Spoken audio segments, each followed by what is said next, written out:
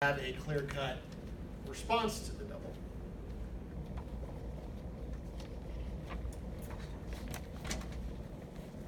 But probably the most important thing to remember is that you are making partner bid for the most part, right? This double is supposed to be taken out.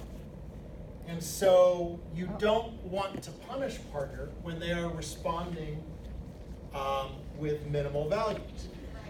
So we put that bottom category, usually partner, remember, partner could have 0 or a very weak hand that's better than 0, but 3, 4, 5, on up to 7, maybe even a crummy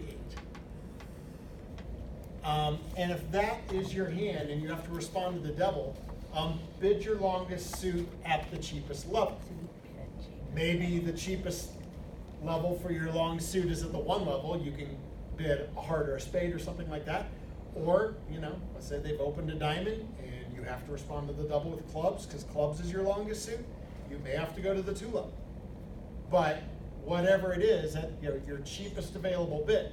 This is the warning to partner that you are in the 0 to 7 or 0 to 8 range, so that even when the takeout doubler has a better hand, they'll get a good idea of whether or not there's actually game in the picture or not. And so even if partner bids the suit that is your best suit, partner bids a spade and you have the ace, king, queen, 4th of spades, and you think, ooh, how about that? Yeah, I know you may get excited, but remember, the partner may have 4 spades to the 9 over there and no points. And so, before you bid on or raise or anything like that, remember that you are going to need a better hand. So that is your warning. That partner is in that weaker territory when they bid at the cheapest level. What goes with that is this item right here, where if you're not just bidding because partner made you bid and you actually have a little something, and we're calling a little something like 8 to 11, good 8 to 11, now you should be jumping 1 level in the bidding as you respond to the double. So instead of responding 1 spade, you should jump to 2. If you have to bid, if your long suit is a minor, you may have to bid at the 3 level. That may be your jump, right? If it goes 1 spade double by partner, your response of 2 clubs could be extremely weak. If you want to show a better hand with clubs, perhaps a little awkward, but you would have to jump to 3 clubs. The idea is that you're jumping 1 level to show a better hand. But that's still not forcing, right? You're more in that invitational range, right?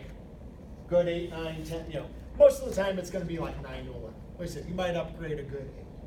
But usually if you're jumping, you're in that 9 to 11 range. Not forcing, you're just bidding your longest suit. And if your partner made a very minimal takeout double, they can pass, and you're probably as high as you want to be. But you do have to do something to convey that, I'm not just bidding because you made me bid. I've got a little something over here. I can cooperate with this to a degree. This we talked about a little while ago, right? Maybe your long suit is the suit the opponent's open, and you've got a few cards. Okay, in that case, you can bid a no trump. It's not immediate. Where is it? Oh, you know what I left out of this matrix here is we also have the jump to 2 no, which we talked about before, right? So if 1 no, which is not a jump, is like 7 to 10, the jump to 2 no usually kind of in that 11 to 13 range.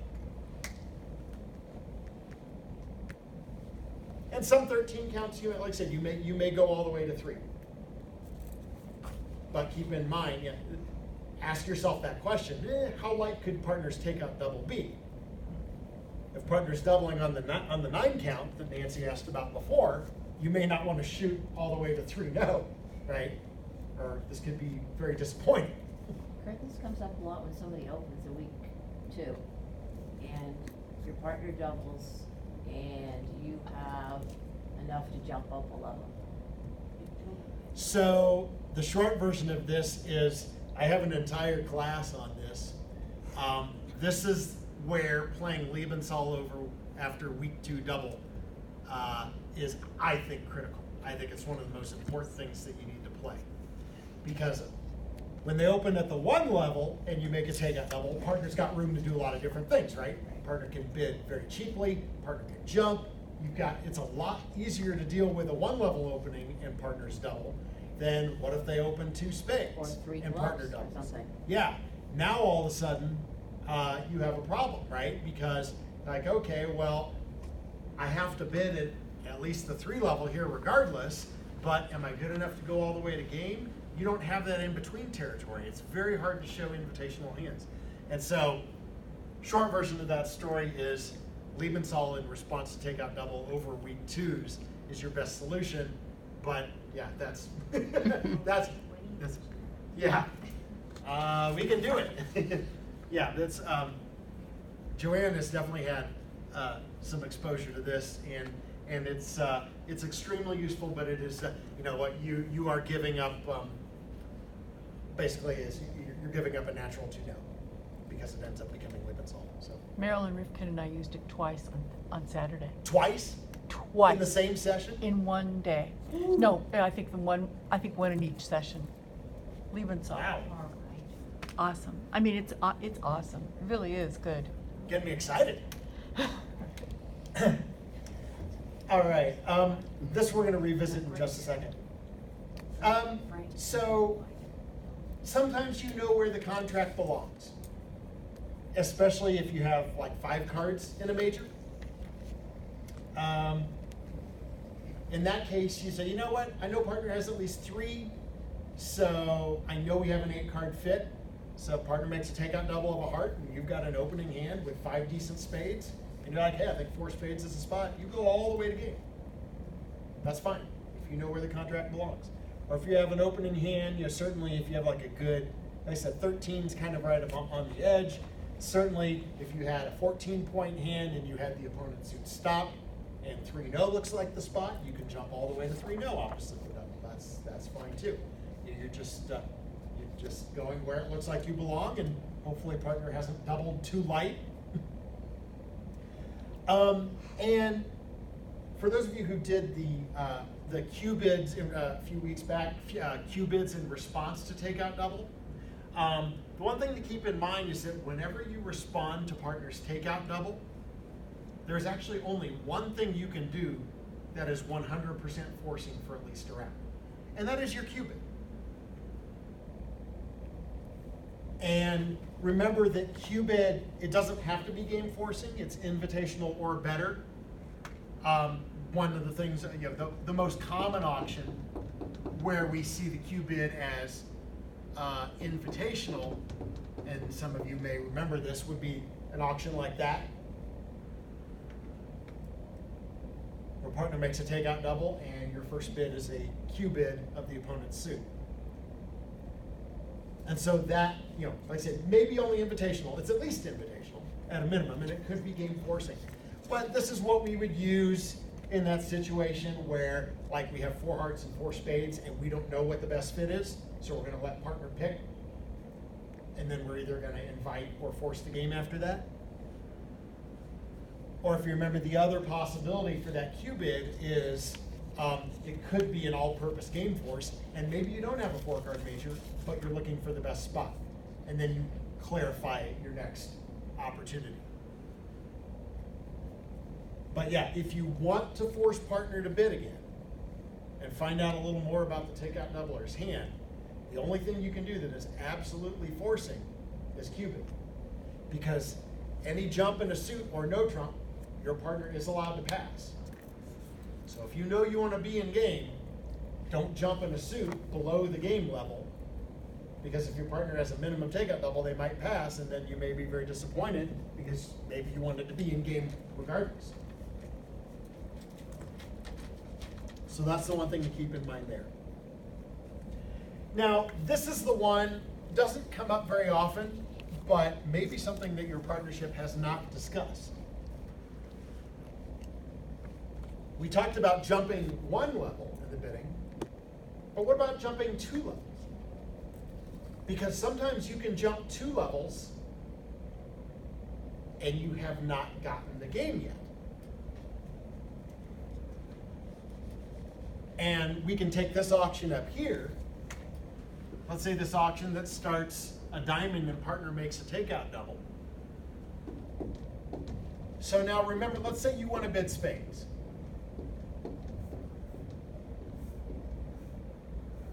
You could bid any number of spades, couldn't you? A diamond on your left, takeout double by partner, pass on your right. Spades is your longest suit, that's what you're going to bid.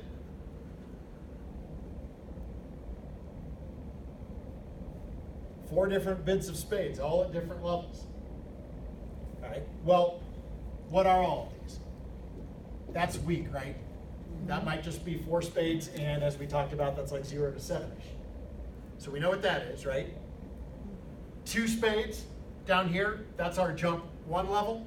So that's our good 8 to 11. Now remember, in both of those situations, you're only promising 4 spades to. Right? You may not have a 5-card suit, so keep that in mind. In particular, the doubler wants to keep that in mind. Just because you're jumping to the 2 level, you're showing a better hand, but you can do this with only 4.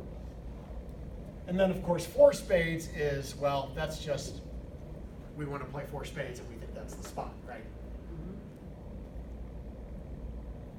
What about 3 spades? Because that's what we're doing here. This is the jump of 2 levels. What would you expect from partner for a jump to 3 spades? You probably haven't discussed this in your partnerships, I would bet. Now remember, you can't always do this, right? If we're jumping in a minor, the problem with jumping 2 levels in a minor, like let's say you were going to bid clubs instead of spades. Right? Well, 2 spades would be the weak one. The jump to 3 clubs would be your 8 to 11, better hand but not forcing. The double jump would be 4 clubs. Well, there might be hands where you would do that, but remember, if you go flying off to 4 clubs, you have removed the option of playing 3-no, haven't you? And sometimes we would still be interested in 3-no. So if 3-no were in the picture, if that were possibly a spot for us to play our game, we would hate to bypass 3-no. So you won't see this double, this jump 2 levels. I wouldn't expect to see it in a minor very often at all. But it could happen in a major. Is it stronger? Going to game? Well, remember what we said just a bit ago Q-bid. about how Q-bid's the Q-bid. only forcing bid. Right. So one deduction, 3 spades is not forcing. It No, I can be understand. passed. Okay. All right. The question is, how is 3 spades? I would say, among this group, Longer? how is 3 spades different from 2 spades? 6 cards. Got more I like it cards. to be a 6-card suit, Okay. not forcing, but maybe a little more distributional value. And I would say a good hand for it. And I say this is a good thing to talk about. I feel like this is standard-ish, but it's a thing that I bet a lot of non-regular partnerships have talked about. So what if I were to give you a hand?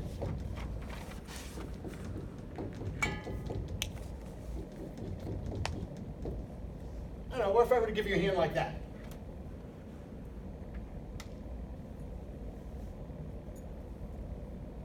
One diamond, double by partner. Could you bid 2 spades with that hand? Yeah, you could. It's in the 8.5 to 11 range, right? You're not good enough to force the game.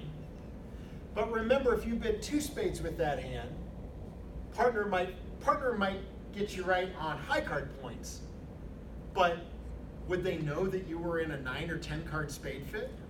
Which you are, right?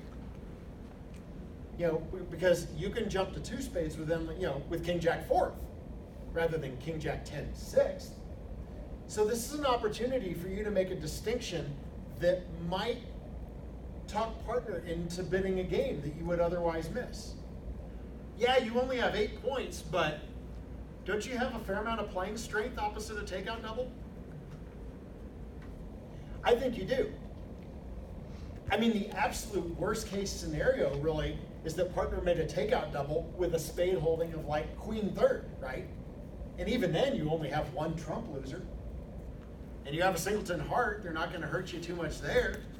Partner may have something in hearts, and then partner should have something in clubs for the takeout double as well. So I can construct a lot of fairly minimum takeout doubles that are gonna have play for game. So this is an opportunity for you to distinguish. So yeah, so I feel like the jump of 2 levels should be probably a 6-card suit in a hand with a little bit of distribution. So here you have a singleton in one of the other suits. I think that's a pretty good way to treat it. Not forcing. Again, if partner made a very minimal takeout double, they can pass. You have to alert it. No, your opponents may ask about it, excuse me, and it's good for you to be able to explain what you think that hand should look like. But it's natural, and it's forward going because you jumped, so yeah, so there's nothing about it that's alertable. But as I think many of you have heard me say, let's not, let's use different bids for different hands. Let's avoid redundancy. And so, let's have a jump to 2 spades and a jump to 3 spades be different hands and not look the same, because that doesn't give partner much to work with, right? Where this I think paints a nice picture. It won't come up all that often because you might not have an opportunity to do it. Notice that if the opponents open 1 spade and you want to bid hearts, if you make a double jump in hearts, you're in game, aren't you? Right? 1 spade double in a similar type of hand, but you have a heart suit instead of a spade suit. 2 hearts is weak, 3 hearts is invitational with at least 4 hearts. And then if you double jump, you're in game. You're playing 4 hearts. So you don't always have the opportunity to do this. Not every auction is going to let you do it. It would be more likely to come up when the opponents open a minor. Then you might be able to do it. But it's an opportunity. It's an opportunity to paint, I think, a nice picture of your hand. So what's a low-end high card point-wise for that 3-spade bid if I have 6 of them? 6-card suit, I think this is toward the minimum end. I think probably about an 8 count. 8, No, okay. but with the distribution, I thought, Yeah, you can definitely give yourself a little upgrade for Oh. distribution. You have 8 high card points, but you do have a singleton, and because you have a known spade fit, right? Remember, as you reevaluate your shortness, remember we really only want you getting excited about your shortness when you know you have a good place to play. Well, when partner makes a takeout double of a diamond, you know spades is a good place to play. And so yes, if you want to upgrade your hand because of the singleton heart, that is absolutely fine. I don't think it's an upgrade all the way to bidding 4 spades. I think I'm going to let partner make the final decision. Could you use the law of total tricks just to get to 3?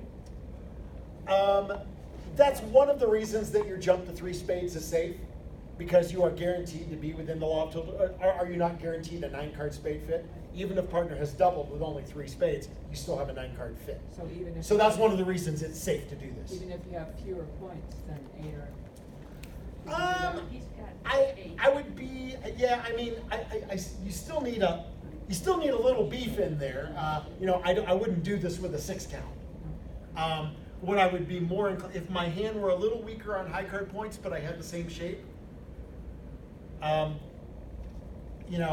What I might do is jump to 2, and then if the opponent's bid again, like let's say partner passes and the opponent's bid again, because of law of total tricks, I would compete to 3 if I had to, right? Like let's say, let's do something like this.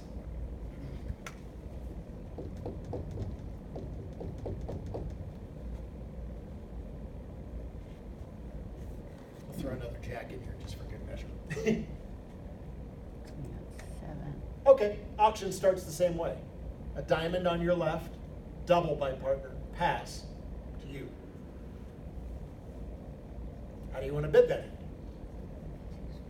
3 spades, 2. because you've got 1, 2, 3, 4, 5, 6, 8 losers, and your partner probably has minimum of 7, which leaves you making 3.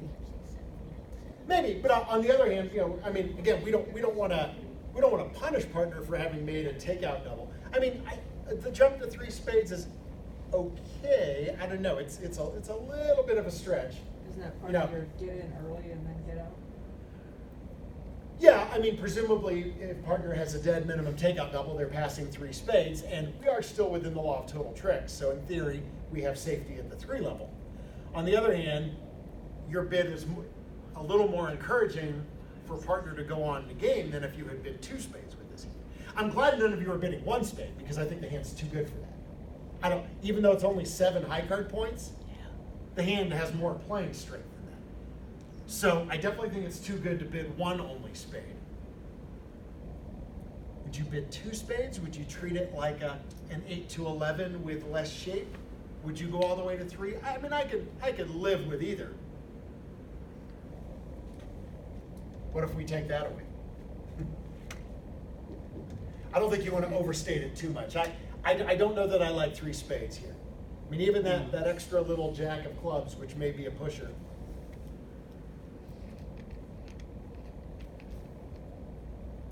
These are judgment calls. You know, these are decisions that, and you might make these decisions differently, by the way, depending on what you're playing. Are you playing? You know, I might push a little more with a hand like this if I'm playing teams, because I really want to encourage partner to bid a game. Now, I think jumping to 3 spades with that hand, I think is an overbid.